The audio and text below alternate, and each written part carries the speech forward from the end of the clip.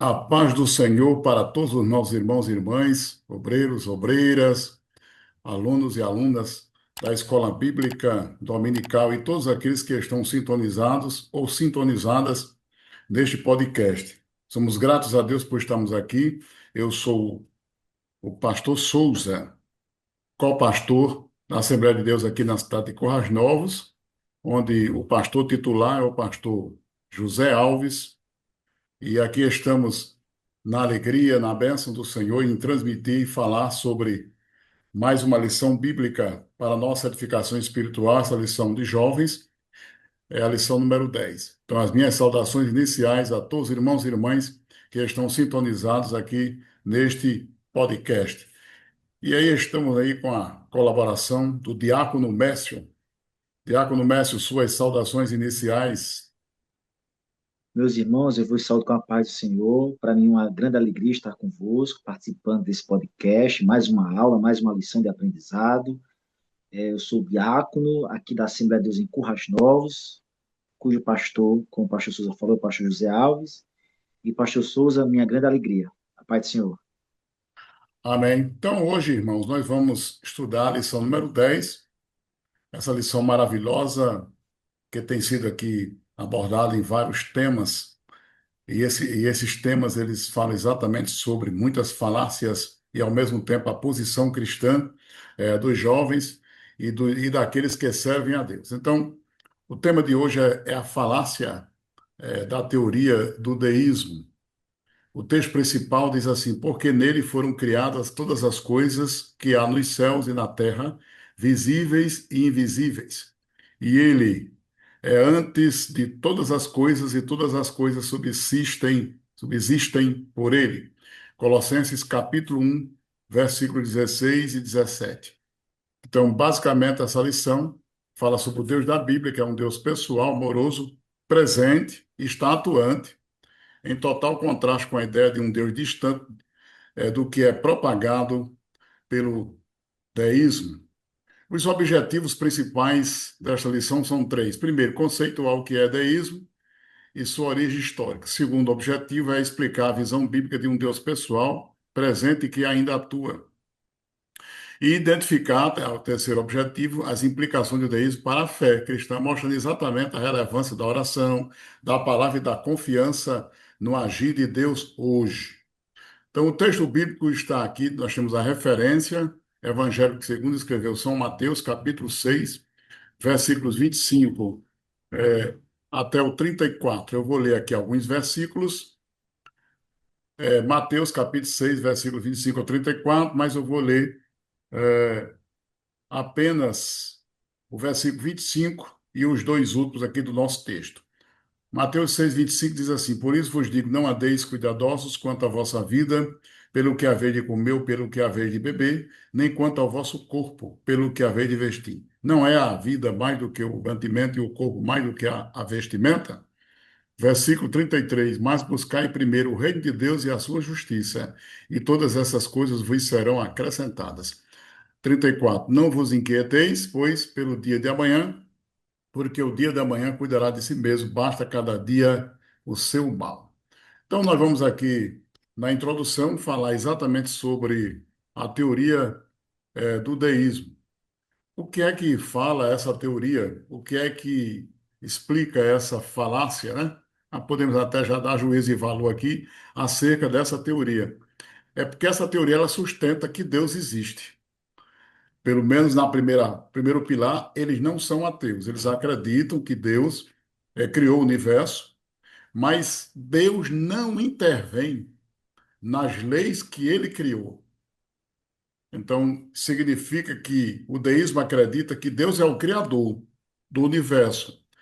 Então, ele criou o universo e deixou o universo funcionando, mas não intervém nesse universo. Então, significa que as leis naturais, as leis universais, as leis da física, da química, da matemática, as coisas que acontecem segundo essa teoria deísta, não tem a intervenção de Deus. Elas existem por si mesmas. Elas continuam exercitando as suas leis de acordo com aquele que o criou. E significa o quê? Que se precisar da intervenção de Deus, se algo existe nessa intervenção divina, para a teoria deísta, nem peça, porque Deus não vai intervir. Então, segundo essa teoria, o deísmo exatamente acredita nisso. Eu comparo assim, Diácono Messi, o deísmo como se fosse uma cobra de várias cabeças. E essas duas cabeças principais que fazem parte aí da teoria deísta é o seguinte, é que eles acreditam que Deus existe, que ele criou o universo. Quer dizer que ele é o autor da criação, é uma cabeça. E a outra cabeça filosófica é que esse Deus que criou o universo, ele deixou o universo funcionando.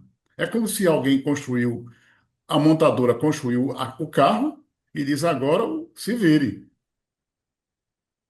onde Deus não é o motorista. Alguém vai utilizar-se desse transporte, mas não peça intervenção do Deus que criou. Então, basicamente aí a teoria deísta é isso aí. Então, veja as implicações teológicas que existem aí. Então, esse conceito, contrastando com o Deus pessoal da Bíblia, ele passa exatamente a circular, especialmente durante o período da história conhecido como o Iluminismo. Então, os iluministas eles propagaram bastante essa ideia de que ele não precisa ir atrás de Deus, você não precisa orar, você não precisa buscar, você não precisa de intervenção divina, porque você encontra a resposta dentro das leis universais. Então, isso para o deísmo, as respostas estão dentro das leis. E interessante, porque as teorias de Arquimedes sempre elas são baseadas em verdades que a mente humana acredita. E às vezes se tornam até certeza para elas. Então veja como é interessante isso. Então os iluministas propagaram isso aí bastante. Nós vamos continuar aqui fazendo essa discussão. Então nós vamos examinar a visão desse Deus distante e inconsistente com as escrituras que pregam o deísmo e as suas implicações para a fé cristã. Diácono Messi agora fazendo aí uma fala sobre as origens do deísmo, falando aí sobre essa metáfora Deus relojoeiro. Perfeito. Não, sem sombra de dúvida, é uma serpente mesmo com essas duas cabeças. E elas são paradoxais, né? Porque remete ao mesmo tempo a um Criador e ao mesmo tempo se vive sem esse Criador. O que eu destaco no primeiro tópico, as origens do deísmo, né? E o primeiro tópico, o Deus relojoeiro, e como o pastor Souza comentou, exatamente veio do advento do iluminismo, onde as tradições medievais, as ideias foram substituídas radicalmente pela razão e somente por ela. E aí, o segundo parágrafo da lição, eu quero destacar aqui, que fala: a metáfora do relojoeiro sugere um universo autossuficiente, regido por leis naturais, fixas e imutáveis, que dispensaram qualquer interferência do Criador. Assim, Deus seria como um artesão que constrói um relógio, dá corda e simplesmente observa o funcionamento à distância. Isso torna a relação entre o Criador e a criação fria e mecânica. Pastor Souza, uma das frentes de trabalho do deísmo é exatamente esse esvaziamento. Ao mesmo tempo, eles colocam como Deus existe, mas ao mesmo tempo eles tiram do mundo dos homens, da existência humana, colocando a razão tirada da sua própria cabeça. Então, eles acabam fabricando um esvaziamento do sagrado. É uma existência sem o eterno, uma existência sem Deus, onde tudo tem explicação e onde tudo pode ser demonstrável, explicável, monitorado. E aí você vai ver exatamente o que acontece depois do iluminismo, esse esvaziamento do sagrado e uma sociedade totalmente longe do aparato da espiritualidade, do homem com o Criador, e aí surge exatamente essa problemática do que tem dentro do coração do homem, né?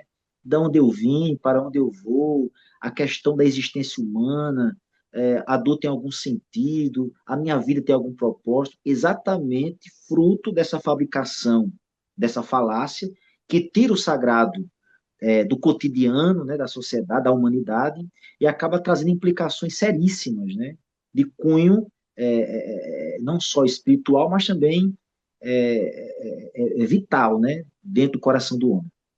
Bem interessante isso aí, até porque, pelo que nós concluímos aí, pelo menos a gente entende, diante do que a gente estuda à luz da palavra, o deísmo e o ateísmo, eles têm pontos, de semelhanças e pontos de divergências.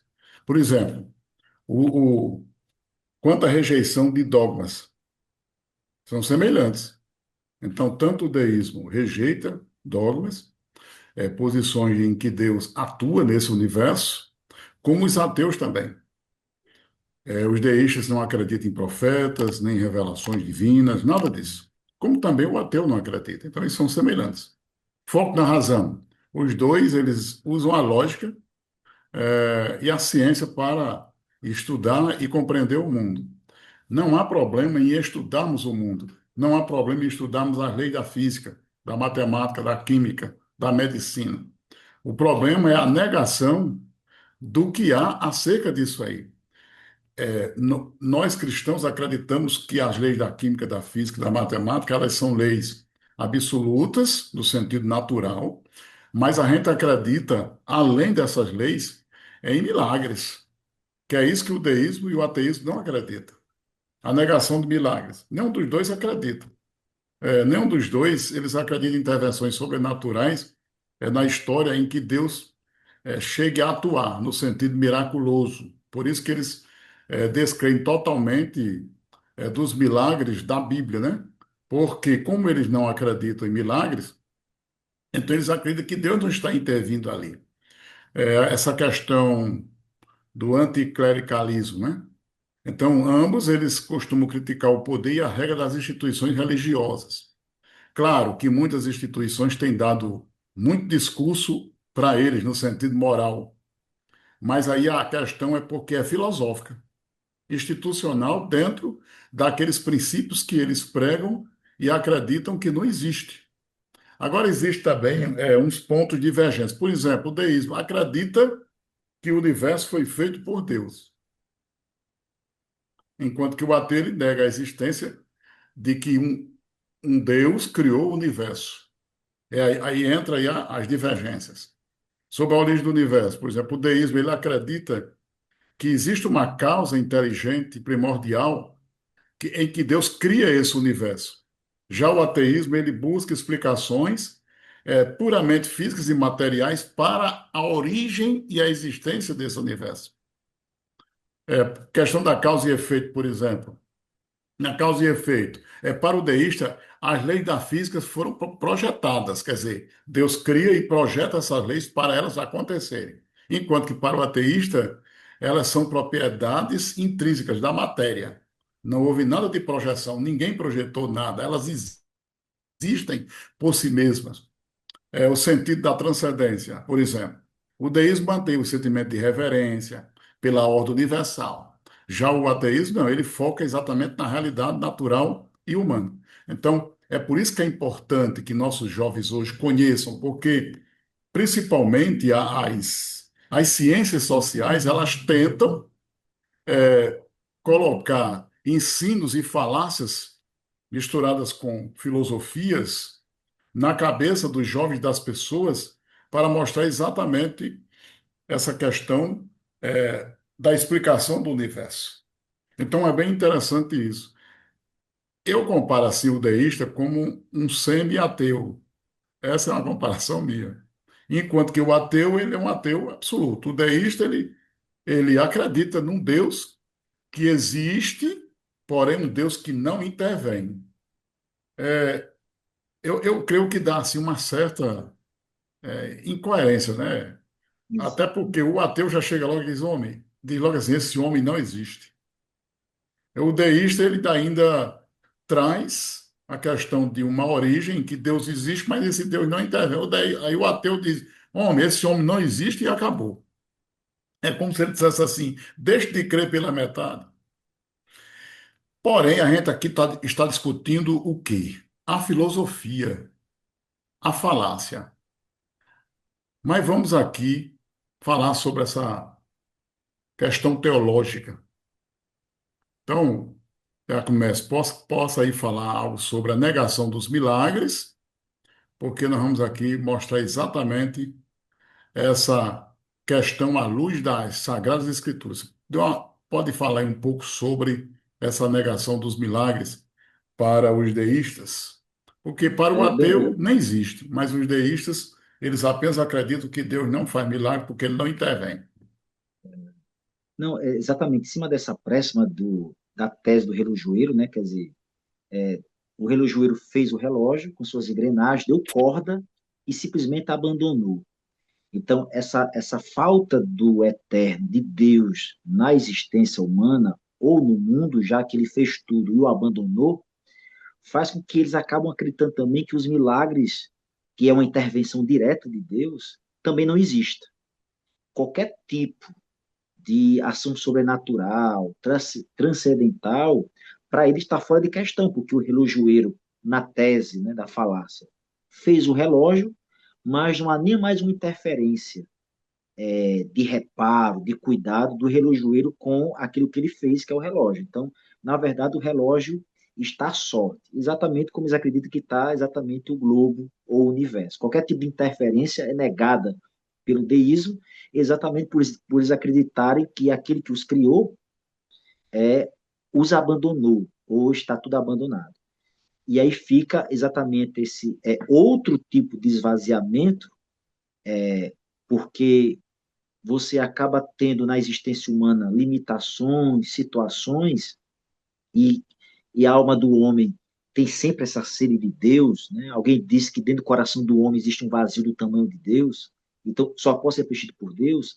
Então, qualquer tipo de interferência de fora para a criação ou a criatura é rechaçada pela falácia do deísmo. Né? E isso é uma coisa é uma ação continuada deles desde o iluminismo, e quando se vê alguma ação dita sobrenatural, eles acabam escusando, criando algum tipo de ideia matemática, algum acordo natural dentro desse mundo criado com leis, como o senhor falou, pastor Souza, mas que, na verdade, não há uma intervenção divina. Né? É uma ação prática, causal, mas eles não acreditam de maneira nenhuma no milagre ou numa intervenção de um Deus criador e que sim interage e que está na criação. Verdade. Então, Deus criou o mundo perfeitamente ordenado, é o que consta aqui no comentador, quando ele fala, e nós cremos, e qualquer intervenção sobrenatural violaria essa ordem. Assim, milagres possíveis e até a encarnação de Cristo são rejeitados. Jamais acreditariam na reencarnação de Cristo como obra do Espírito Santo. Estão sendo considerados por essa teoria como irracionais e coisa mitológica. Então, é um ceticismo que impede exatamente o reconhecimento dessa ação de Deus na história, reduzindo o quê? A eventos naturais, é, ou então meras metáforas morais. Então, essa teoria busca esvaziar exatamente o poder da palavra, do evangelho, da crença, da fé.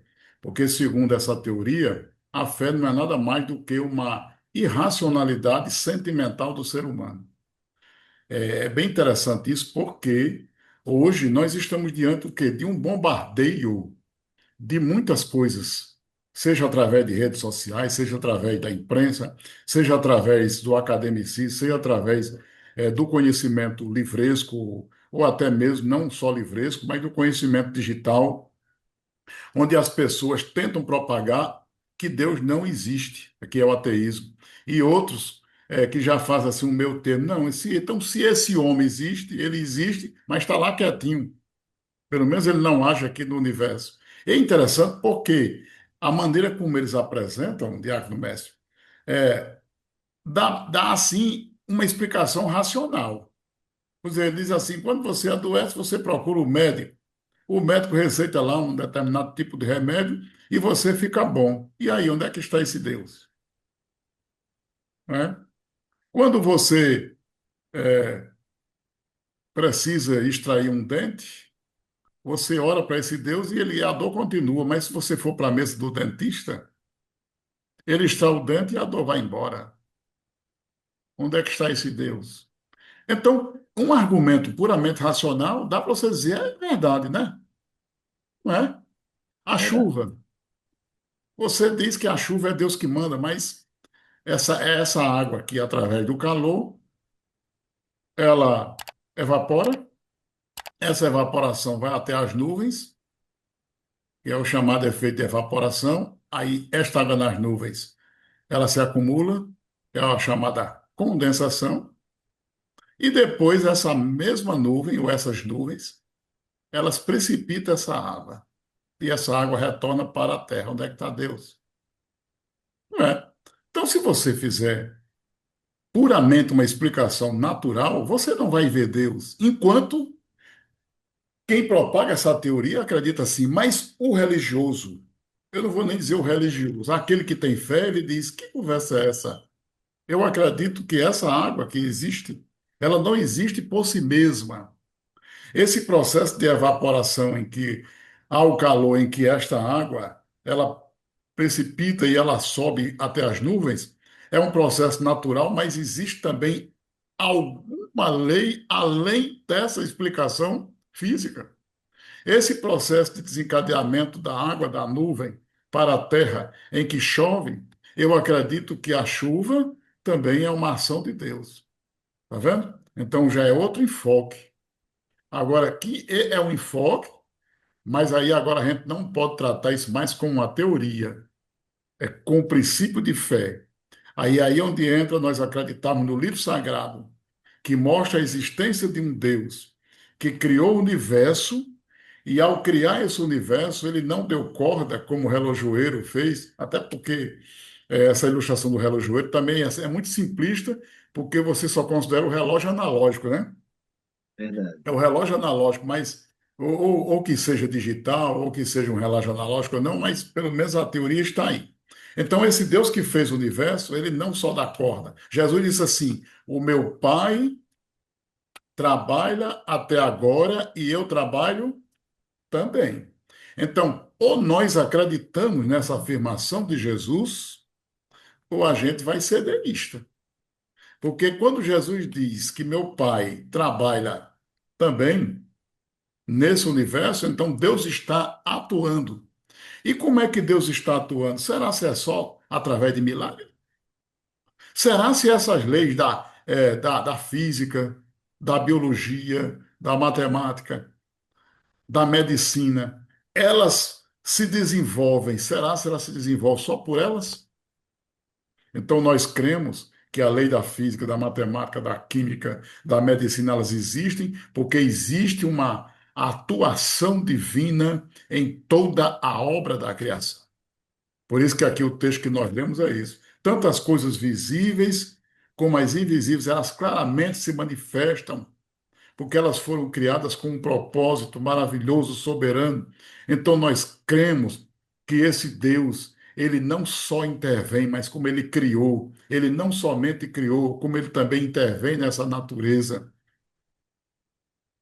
E os milagres existem. Se eles não existem no grosso, no atacado e no varejo, como alguém acredita, aí é questão conceitual.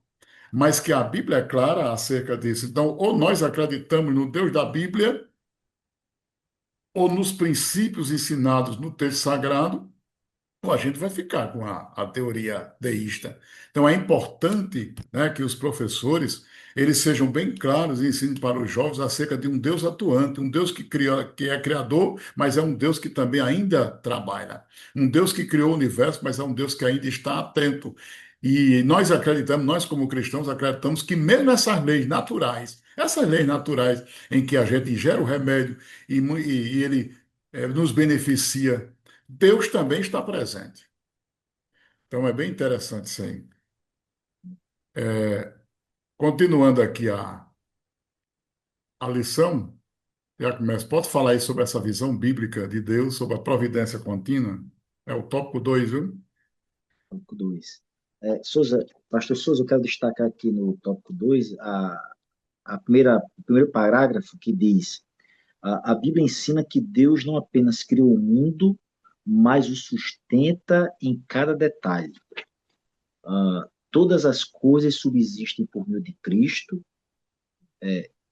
Essa doutrina é chamada de providência, o governo contínuo de Deus sobre toda a criação, dirigindo-a para o cumprimento de seus propósitos. Então, depois da falácia da tese do relojoeiro e do esvaziamento, faz com que exatamente esse mundo criado e depois abandonado, de acordo com o deísmo, fabrica exatamente essa nuance de que estamos abandonados. E diferente do que fala e que nós cremos das Sagradas Escrituras, como diz o salmista no salmo maravilhoso, que os céus manifestam a glória e o firmamento, as obras de suas mãos, Cristo enfatiza muito bem nos evangelhos, quando ele fala que não andemos ansiosos por coisa alguma, e ele declara categoricamente exatamente a provisão necessária que cada um de nós precisamos, a vestimenta, e ele faz menção direta da criação, e ele aponta para a observação, os lírios do campo, que é o Senhor que os veste, ele até diz, Salomão em toda a sua glória não se vestiu como tais. E ele diz, vós valeis muito mais do que os lírios, do que a erva, né? Depois ele aponta os pássaros que são alimentados, sustentados pelo Criador. Então, há uma intervenção, existe esse sustento, né? O Criador sustenta a criação, ele mantém a criação. E aí Cristo aponta exatamente para nós, sobre a preocupação humana, e ele diz, olha, vocês valem muito mais do que pássaros. O vosso Pai também proverá, né, susterá. Então, essa providência de Deus, essa obra sustentada pelo Eterno, pelo Salvador das nossas vidas, tá de pontas a pontas, e me permita, eu recordo, pastor Souza, que quando eu estava na faculdade, não lembro o período, a gente foi para um seminário, acho que foi em Recife, a gente um café depois de uma aula, um amigo muito querido, ele não é deísta, ele é ateísta. Ele falando para mim, assim, respeitosamente, falando assim, mestre, eu não consigo acreditar em Deus. Eu disse, por que não? Disse, não, porque tudo que eu vejo no universo, eu não vejo Deus. Me diga alguma coisa sobre isso. E eu também, respeitosamente, pastor Souza, eu disse para ele, eu já faço a mesma pergunta para você, mas numa nuance diferente. Quando eu vejo todo o universo, não tem como eu não ver Deus. É uma pergunta. Você não vê Deus em nada, pronto. Já eu vejo Deus em tudo. Né? Tudo concatenado, tudo projetado, tudo feito. Né? E um Deus que mantém todo o ecossistema, fauna, flora, e o mundo dos homens também, nessa providência continuada, né? E abençoada, como diz a nossa lição. E se a mente humana criou Deus, né? Como eles pregam, falam e dizem, vamos supor, a mente humana foi quem criou Deus, é a mente. Aí quem me garante que a mente humana nega ele? Porque se a mente criou Deus, então a recíproca não é verdadeira, não? É uma coisa lógica. A Exato. mente humana criou Deus, mas a mente humana também rejeita a Deus. Então, se a gente for argumentar com base uma filosofia por filosofia, ou com base na própria lógica, essa lógica se sustentaria. Porém, a discussão não é lógica. A discussão não é física e nem é natural, é teológica e fé. Porque se a mente humana criou um Deus que não existe, quem me garante que a mente humana também tenta negar um Deus que existe? Ah, mas eu tenho uma prova pela ciência. Sim, mas a ciência, o ateu usa a ciência para negar Deus. O teólogo usa a ciência para validar Deus, ou não é? É, o teólogo, o homem que tem fé, ele usa a própria natureza para provar a existência de Deus, enquanto o ateu usa a natureza para provar que Deus não existe. Já viu isso como é interessante? Impressionante. Por quê? Porque ele vai dizer: olha, você está doente, você procura o médico, ou não é? Ainda diz mais, e vocês cristãos não vão não para o médico? E nós vamos, a gente não pode negar isso. Só que o fato de nós irmos ao médico não quer dizer que a premissa e o princípio da fé não esteja em nós. A gente vai ao médico porque também nós não negamos a realidade natural das coisas. Apenas nós cremos que além da ordem natural, além da ordem física, além da ordem biológica, existe um Deus que sustenta todas essas coisas. É como se fosse mais um adendo naquilo que nós acreditamos. Enquanto que o ateu diz: não, mas está aqui a prova, olha aqui a prova de que Deus não existe, usando a natureza. Nós cremos na lei universal. Por exemplo, qualquer cristão racional, ele vai negar a lei da física? Se ele, ou qualquer um de nós, se batermos com a cabeça na parede, a gente vai sentir dor, porque isso é uma lei da física, não é? E aí o deixa fazer, tá vendo? Agora peça a Deus para ele fazer um milagre aí, nessa sua dor. Mas aí a questão não é eu usar uma circunstância de vida ou um momento para eu negar a Deus, porque o milagre, ele não acontece de acordo com as coisas rotineiras da vida. O milagre é uma intervenção de Deus em momentos específicos, com propósitos especiais, e quando Deus tem algo a apresentar diante de determinados milagres. Talvez seja essa a grande razão pela qual existe uma divergência muito grande do pensar. É eu achar que sempre Deus tem que fazer um milagre. Talvez a gente desconheça as próprias leis do milagre, achando que os milagres têm que acontecer sempre. O próprio Deus que fez esse universo, ele intervém sim, mas nessa mesma intervenção divina, ele diz: não, eu também criei, mas eu quero que vocês vivam como pessoas naturais. A diferença é que nós, vivendo como pessoas naturais, cremos em um Deus espiritual que projeta, que vive, que intervém e que faz milagres. É uma filosofia, né? Isso aqui que ele está fazendo. Mas, ao mesmo tempo, é a nossa fé, porque acreditamos num Deus vivo que age. E é interessante porque nós temos o contínuo trabalhar de Deus, nós temos a revelação de Deus, que não se limita somente à criação, e nós temos esse Deus que age, que é marcada pela ação direta no mundo. Então, no Antigo Testamento, nós temos várias ações de Deus. É por isso que a Bíblia é o livro rejeitado pelos ateus, porque exatamente consta milagres e coisas que realmente são contrárias àquelas leis da física, da botânica, muitas vezes, da biologia. E aí já um deísta jamais admitiria isso. Mas a fé, ela vai além do que isso. A fé, ela não seria fé, não é porque ela é irracional. A fé é porque ela acredita além da razão. É diferente se acreditar além da razão do que uma coisa irracional, né? Então é bem interessante isso aí. Então o deísmo é exatamente essa grande discussão. Então, Diácono Mestre, vamos aqui encerrar já. Nesse item 3 eu já vou já fazer minhas considerações finais e você fará a sua. Então, quais são as implicações para a fé? Falta de esperança. Então, se não há intervenção divina, conforme defende essa teoria, então a oração perde o sentido, os milagres não teriam razão de existir, o ser humano se torna um prisioneiro do acaso e das suas próprias forças, a vida se torna fria, vazia, sem sentido, seria mecânica, solitária, a ausência de um Deus que criaria um caos profundo no coração humano, e essa fé bíblica que oferece uma fé firme, por meio dela nós temos a confiança e a certeza de que Deus trabalha por nós. Então, a substituição por autoajuda, ser um Deus ativo, o ser humano recorre a si mesmo, onde você mesmo pode resolver os seus problemas, a fé dá lugar à filosofia, a certeza dá lugar às dúvidas, e Deus daria lugar ao ateísmo mesmo, à negação.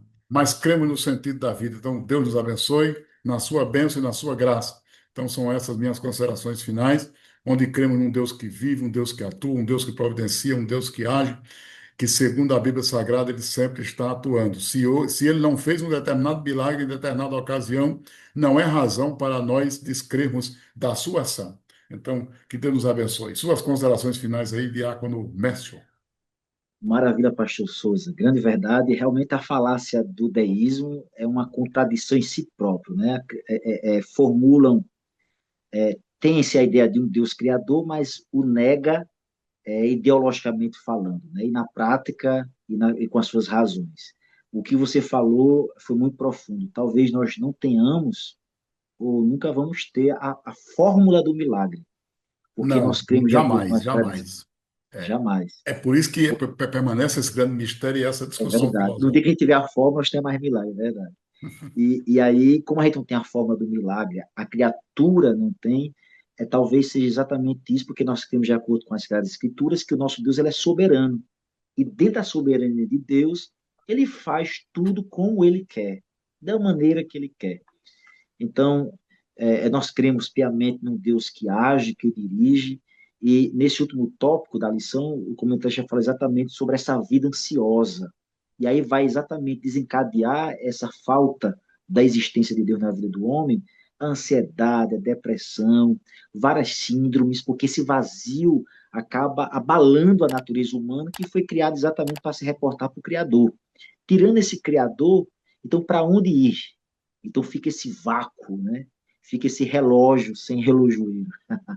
Mas nós temos esse Deus maravilhoso, fantástico, que intervém, e o Emanuel, né? Deus conosco, é exatamente esse Deus que veio, encarnou, viveu entre nós e depois que morreu e ressuscitou, permanece interagindo, né? E fazendo no nosso meio. Graças por tudo. Amém.